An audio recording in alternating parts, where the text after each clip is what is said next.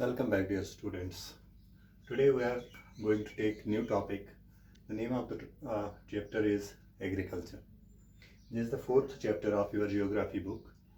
तो आइए देखते हैं एग्रीकल्चर। अगर हम डेफिनेशन देखेंगे, यहाँ पे मैंने लिखी है agriculture is an art and science of cultivating the soil, growing crops and raising live stock. ये आर्ट भी है, ये साइंस भी है। आर्ट इसलिए है क्योंकि इसमें तरीका होना चाहिए। पहले ये खाली आर्ट था, पुराने ज़माने में कोई फर्टिलाइज़र उसका इस्तेमाल नहीं होता था, high yielding variety of seeds का इस्तेमाल नहीं होता था, मशीनरी का इस्तेमाल नहीं होता था। लेकिन अब ये साइंस भी बन गया है क्योंकि इसमें बहुत ज़्यादा टेक्नोलॉजिकल इनोवेशंस भी आई हैं। तो इसमें क्या करते हैं, ये आर्ट और साइंस है। कल्टिवेटिंग द सॉइल, कैसे हम सॉइल को कल्टिवेट करते हैं क्रॉप्स ग्रो करने के लिए, और लाइव स्टॉक जो हमारे पास मवेशी है उनको पालते हैं। तो लाइव स्टॉक रेजिंग जो है that is also the part of agriculture. ये जो एग्रीकल्चर है, इंडिया में एग्रीकल्चर जो है सबसे बड़ा जो इकोनॉमी है वो एग्रीकल्चर से है, क्योंकि हमारी कंट्री जो है it is an agrarian country. हमारी इकोनॉमी ज़्यादा डिपेंडेंट है इसी एग्रीकल्चर पे। तो ये एग्रीकल्चर एक तो हमें फूड आइटम्स देता है जो हमें रोज़मर्रा की ज़िंदगी में, या हम कहेंगे ज़िंदा रहने के लिए बहुत ज़्यादा ज़रूरी है, वो हमें प्रोवाइड करता है। साथ ही साथ ये बहुत सारे ऐसे रॉ मटेरियल जो एग्रो बेस्ड इंडस्ट्रीज़ में, जैसे हम बिस्किट्स वगैरह बनाते हैं, तो वो सारी चीज़ें जो है वो प्रोवाइड करता है। तो एग्रीकल्चर जो है ये बहुत ज़्यादा इम्पॉर्टेंट इकोनॉमिक एक्टिविटी है when we talk about India, क्योंकि इंडिया जो है यहाँ पे ज़्यादातर आबादी जो है अभी भी मोर देन 60%, अगर हम इतनी भी डेवलप हुए हैं तभी भी मोर देन 60% आबादी जो हमारी है वो जो है वो लोग एग्रीकल्चर के साथ वाबस्ता है। अब हम देखते हैं टाइप्स ऑफ एग्रीकल्चर। ये एग्रीकल्चर जो है इसके बहुत सारे तरीके हैं करने के। तो पहला टाइप अगर हम देखेंगे, हम उसका नाम है primitive subsistence agriculture. Primitive subsistence agriculture, primitive नाम से ही पता चलता है कि ये पुराना है। प्रिमिटिव मीन्स पुराना, ठीक है। सबसिस्टेंस क्या होता है? सबसिस्टेंस वो टाइप ऑफ एग्रीकल्चर है जहाँ पे हम उतनी ही काश्तकारी करते हैं जितनी हमारी अपनी ज़रूरत है। मतलब मैं और मेरी फैमिली कितना खाएगी, कितना चावल उनको चाहिए, कितना आटा उनको चाहिए, कितना गंदम चाहिए, कितनी सब्जी चाहिए, हम उतनी ही उगाएंगे, कम ज़मीन पर उगाएंगे अपना पेट भरने के लिए। तो इस टाइप ऑफ एग्रीकल्चर में क्या होता है, जो फार्मर होता है ये छोटा सा ज़मीन का टुकड़ा लेता है और उस पर एग्रीकल्चर करता है, उस पर फार्मिंग करता है अपना और अपने जो उसके फैमिली मेम्बर्स है उनका पेट भरने के लिए। इसमें प्रिमिटिव टूल्स का इस्तेमाल होता है, ठीक है। पहले हम देखेंगे स्मॉल पैच ऑफ लैंड इसमें लगता है, स्मॉल पैचेस ऑफ लैंड, इसमें बड़े खाते नहीं लगते हैं, स्मॉल पैचेस ऑफ लैंड, उसमें agriculture with primitive tools. Primitive tools इसमें ट्रैक्टर का या मॉडर्न टेक्नोलॉजी का कोई इस्तेमाल नहीं होता है। इसमें प्रिमिटिव टूल्स का इस्तेमाल होता है डिगिंग के लिए, या और इसमें क्या होता है, इसमें जो इसका की अपनी फैमिली होती है, फैमिली इसमें वर्क करती है, family works on the field, इसके बच्चे, इसकी बीवी जो होती है वो इस पर काम करते हैं। तो इसमें कोई टेक्नोलॉजिकल नो हाउ भी नहीं है और ना स्किल्ड लेबर्स इसमें इस्तेमाल होते हैं। तो हम देखते हैं कि इसका आउटपुट जो है वो भी कम होता है, प्रोडक्शन जो है लो प्रोडक्शन इसमें होती है, लो प्रोडक्शन इसमें होती है जो इसका आउटपुट होता है। इसमें हिंदुस्तान के बहुत सारे नॉर्थ ईस्टर्न जो स्टेट्स है वहाँ पे इसको एक और नाम भी दिया गया है, that is slash and burn agriculture. Slash and burn agriculture, जिसको जमीन भी कहा जाता है, बहुत सारे उसके नाम हैं, वर्ल्ड ओवर उसके बहुत सारे नाम हैं स्लैश एंड बर्न एग्रीकल्चर के। तो इसमें क्या होता है, एक ज़मीन का टुकड़ा जो है उसको जलाया जाता है, उसमें जितने भी पेड़ होते हैं जो भी उसमें होता है उसको जलाया जाता है। जलाने के बाद जो वो राख होती है वो उसमें मिल जाती है, वो एक्ट करती है एज फर्टिलाइज़र्स। तो फिर उसमें एग्रीकल्चरल प्रैक्टिस की जाती है, ठीक है। 2 साल 3 साल जब तक उसकी फर्टिलिटी जो है वो बरकरार रहती है, तब तक उस पर एग्रीकल्चरल प्रैक्टिस होती है।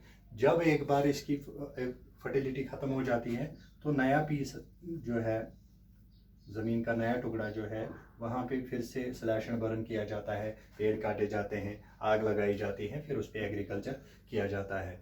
तो इसको स्लैश एंड बर्न एग्रीकल्चर के नाम से भी हम जानते हैं। तो देखते हैं कि इसमें जो है, इसमें लैंड की नेचुरल फर्टिलिटी जो है उसी पे डिपेंड है। जो घर वाले होते हैं वो वही एज लेबरर्स इस्तेमाल होते हैं, और जो इनके प्रिमिटिव टूल्स है वही इस्तेमाल होते हैं। तो इसका जो आउटपुट होता है, इसका आउटपुट बहुत कम होता है, ठीक है। तो इसको हम प्रिमिटिव सबसिस्टेंस एग्रीकल्चर कहते हैं। अभी भी इंडिया के जो भी फार फ्लंग एरियाज है, हम कहेंगे जो क्या कहते हैं उनको, जो कबीले ट्राइबल एरियाज में, वहाँ पे अभी भी ये एग्रीकल्चरल प्रैक्टिस जो है अभी भी चल रही है। दूसरा जो है दैट इज इंटेंसिव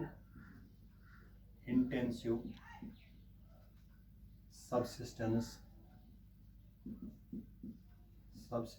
फार्मिंग और एग्रीकल्चर। तो इंटेंसिव सबसिस्टेंस फार्मिंग और एग्रीकल्चर में क्या होता है, ये उन इलाकों में ये की जाती है जहाँ पे पॉपुलेशन ज़्यादा हो। पॉपुलेशन प्रेशर जो है, पॉपुलेशन प्रेशर इज़ हाई, ठीक है। उनको फूड आइटम्स ज़्यादा चाहिए थे, ठीक है। इसमें लेबर इंटेंसिव होता है, इसमें मज़दूर ज़्यादा लगाए जाते हैं। लेबर इंटेंसिव ये होता है, वहाँ पे हमने देखा उसमें मज़दूर कम होते हैं क्योंकि पॉपुलेशन ज़्यादा है, तो यहाँ पे लेबर भी बहुत ज़्यादा अवेलेबल होते हैं। तो इसमें बायोकेमिकल्स जो है, हाई डोजेज ऑफ बायोकेमिकल्स इसमें लगाए जाते हैं, हाई डोजेज ऑफ बायोकेमिकल्स। लेकिन लैंड जो होती है वो कम ही होती है, स्मॉल पैचेस ऑफ लैंड ही होते हैं, ठीक है।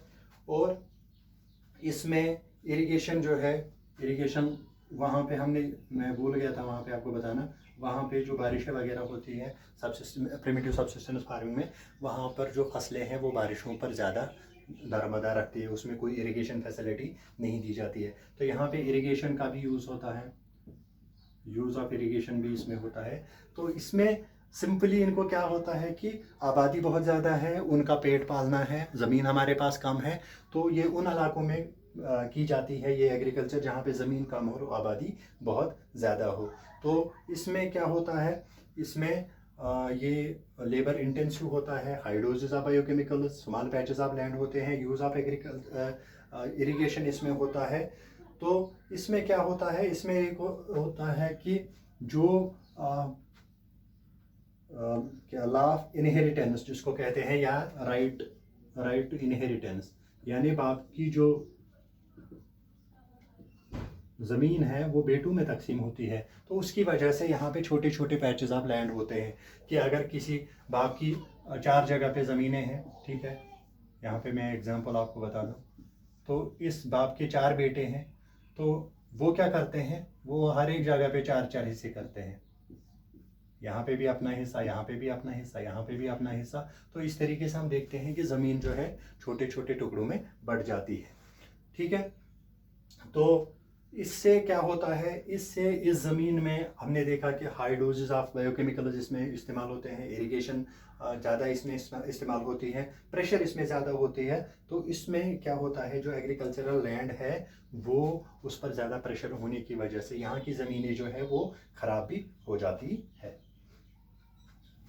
तो इसके बाद एक और टाइप जो है that is commercial agriculture.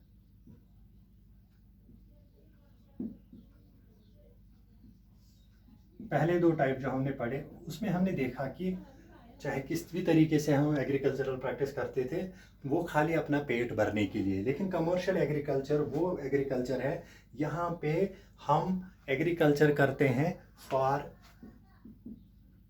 Commercial purpose, या हम कह सकते हैं market purpose, commercial market purpose.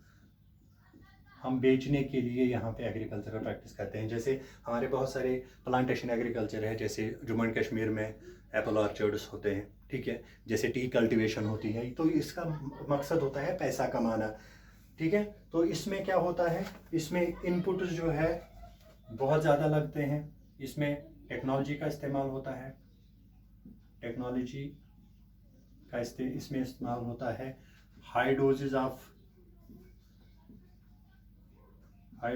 Fertilisers इसमें लगते हैं, इसमें high yielding variety of seeds लगते हैं, HYVs जिनको हम कहते हैं, ठीक है। इसमें जो है स्किल्ड लेबर की हमें ज़रूरत पड़ती है, इसमें हमें कैपिटल यानी पैसे की बहुत ज़्यादा ज़रूरत पड़ती है, क्योंकि अगर हम देखते हैं आज हम अगर हम पेड़ लगाने चाहें वो पेड़ भी बहुत ज़्यादा महंगे होते हैं, ट्रैक्टर्स की ज़रूरत पड़ती है, बाकी सारी चीज़ों की ज़रूरत पड़ती है, दवाइयाँ खरीदने के लिए पैसों की ज़रूरत पड़ती है, ठीक है। इरिगेशन के लिए हमें वाटर पंप्स की ज़रूरत पड़ती है, तो उसके लिए बहुत ज़्यादा पैसे की भी ज़रूरत इसमें पड़ जाती है। तो कमर्शियल एग्रीकल्चर में और इसकी प्रोडक्टिविटी जो होती है वो हाई होती है, हाई प्रोडक्टिविटी जो है, तो इसका जो फीचर है दैट इज़ हाई प्रोडक्टिविटी। अगर हम देखेंगे जो कमर्शलाइजेशन है ये वेरी होती है फ्रॉम प्लेस टू प्लेस। अगर हम पंजाब और हरियाणा की बात करेंगे, वहाँ पे